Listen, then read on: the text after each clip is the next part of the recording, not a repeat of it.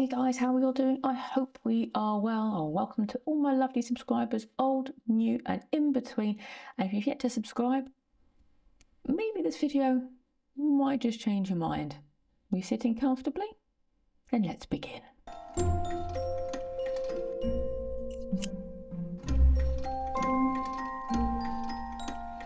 Welcome back, guys. Now, I said I'd filmed the video and I filmed my video straight after, but this is not that video. I realised the quality of the other video, I didn't even review it and I just know it's not right. So I'm having to re-film it now again, just so it makes a bit more sense. Now, if you watched the last video that I made about dyeing large batch of fabric in the 2.5 metres and up, you will know I'm in the middle of a dye project now. I didn't quite say what I was dyeing with what I did, but I didn't make it explicit. Can you guess what I might be doing? Indeed, I'm dyeing with tea, but not just any tea. I've got all these teas and I've managed to create over 30 different shades of colour. And what I'm planning to do is, in this video, I'm going to talk about the teas themselves, some things to consider and what you need to do, how to scale up for large dye jobs. And then each video afterwards, I'll be talking about the colourway that I've been able to create with some of these teas and the combinations of these teas. So, can you dye with tea? Yes, you can, especially with the dark teas like the Ceylon, Darjeeling, Earl Grey and English breakfast, because they're dark teas, they have tannins in them already, so that they naturally want to stick to the fibre.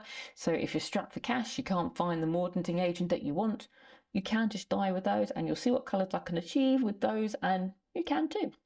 You've got chamomile, which is a natural dye stuff as well. It's in tea bag form, which makes it a little easier to control and easy to tidy up afterwards.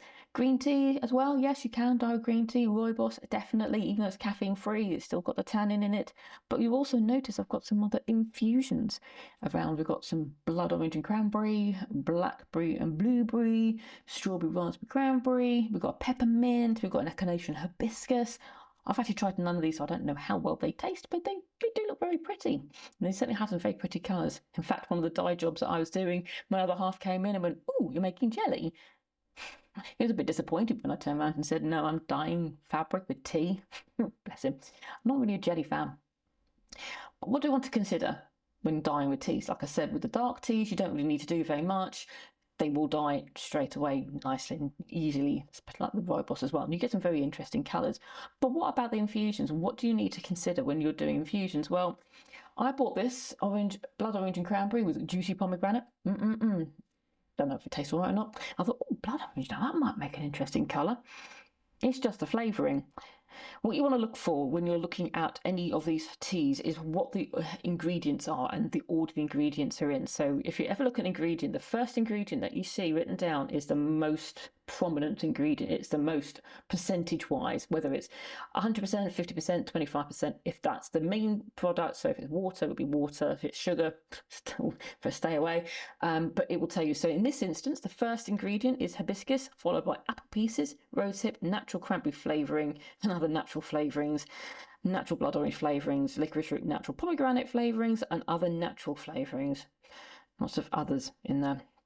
But the main key component of this is hibiscus, apple pieces, which probably wouldn't make too much of a difference, and rose hips. Now, I know hibiscus and rose hips are natural dye stuffs, so you can achieve an interesting colour with this, but you want to consider the level of ingredients. So here we've got strawberry, raspberry, cranberry infusion. So again, it's hibiscus, which is the main ingredient, followed by blackberry leaves, which is very good. That's a part of the dye stuff again. Then it's the flavourings after that will be apple, pomace, rosehip, apples, strawberries, raspberries, cranberries. So we've got the majority of the dye stuff is hibiscus and blackberry leaves. So what about the blackberry and blueberry infusion? What have we got in here? We have hibiscus again, which is the made of dye stuff, apple pomace, blackberry leaf again, and then the flavourings blackberry, apples and blueberry. Now, given that they're almost exactly the same in composition, do you reckon they're going to give the same colour? You are going to have to tune into another video to find out. I'm sorry guys, I'm not going to give you everything in one go. And with peppermint, here we just have ingredients, peppermint leaf. That's all that's in here. That's 100% peppermint leaf. Now, if you've got peppermint in the garden, you can do it like that. But with tea bags, sometimes it's just more controllable, like I said, because especially if you're dyeing large batches, which I will be doing, you want to be able to tidy up after yourself and stow stuff away. If it's in leaf form, you're going to have to sieve it and you're going to have to do all sorts of things. You mean you could leave the physical bits and pieces of the loose leaf in the dye stuff? That might add some very interesting colour variations. It might be like dark spotting here and a splodge there. I mean, that's something I might consider in a different experimental phase, but I wanted a slightly more solid colour, so that's what I didn't want to do. What about the brands? Does the brand make a difference? No. Twinings is a very popular brand in the UK, easily available, and they are mid-range in terms of teas. They're not too expensive, but they're not too cheap. Just buy what you want to buy. Don't get hung up on things. I mean, if you want to, you know, this is the TeaPigs are quite a high-end tea leaf. By all means, if you want to use that, fine. I would imagine actually the quality would be quite good, but it's also quite expensive. And if you're doing a large batch, you're going to need a lot of it. But like I said, don't worry, because I know some people get a bit upset or worried that they can't achieve the exact same colorway or the exact same result because you don't have that particular brand. Don't worry about that. These here, this strawberry, peppermint, and the raspberry and hibiscus, blueberry and hibiscus, they're all my local supermarket, Sainsbury's own brand. I'm sure I could look at other shops and get exactly the same product, but just a different brand. So don't worry about the brand, just look for the name and look out for the colour composition. Like I said, hibiscus is quite a common theme along all of these. Now, it's very interesting. The results you're going to get are very, very different. And that's interesting. So what else do you need to consider? Well, what I found during my dye batching, and you'll see when I go through some of the colours, is some of the colours split a little, giving a slightly like two-tone shot look, which I didn't expect. And I like it. It's not probably what I want for this particular project that I'm working on, but I actually quite like it. And you might do too, but you will find that it's not like something weird has happened. It's just the way that the dyes have taken, or that the tea stuff is taken on the fabric whilst in the dye batch. I dyed all these in little plastic takeaway boxes just because it was easier, so I did it individually, and it smelled lovely at some point. But yeah, it was an interesting, I didn't realise what was going to happen, and also a couple of the colours take time to develop. It's like a very slow oxidisation. If you've ever seen anybody dye with indigo, that magical moment where you pull it out of the sludge and it's nothing, then as it hits the air, it slowly turns blue. It's not quite as magical as that, but it does have an effect. So if you dye with a hibiscus and a different colour, it looks weird. It doesn't look grey, it doesn't look purple, it looks like a colour, but it's not something you think, oh, that looks nice. It doesn't look very nice, but over the time, as it starts to dry out, it turns into a very interesting colour, which I won't give away again. You are just going to have to watch the next videos to find out. So don't worry when you're doing the dye stuff that you are not going to achieve the colour, because you pull it out the dye and you go, ugh, okay, what's all that about? When it dries, it looks really, really nice. Other colours are not very colour fast. As you can imagine, anything that has red in it or purple in it, I'm very colour fast, and I found this out now. It's not a problem for me. It actually confirms what I want to do. But like with dyeing your hair, like with buying bright red socks or dyeing anything with a chemical dye, red just does not hold. And if they can't do it with chemicals and they can't do it in nature, don't expect it to hold. So when I washed it a second time, because I thought I got a bit of muck on it, it turned a slightly different colour. It dulled down a bit more. Now, if you're looking for a bright red or a bright purpley colour, you are going to have to think about, what do you want to make it into? Do you want to make it into something that you're going to wear? If that's the case, you're going to have to dye it each and every time you've washed it if you want to keep that deep colour going.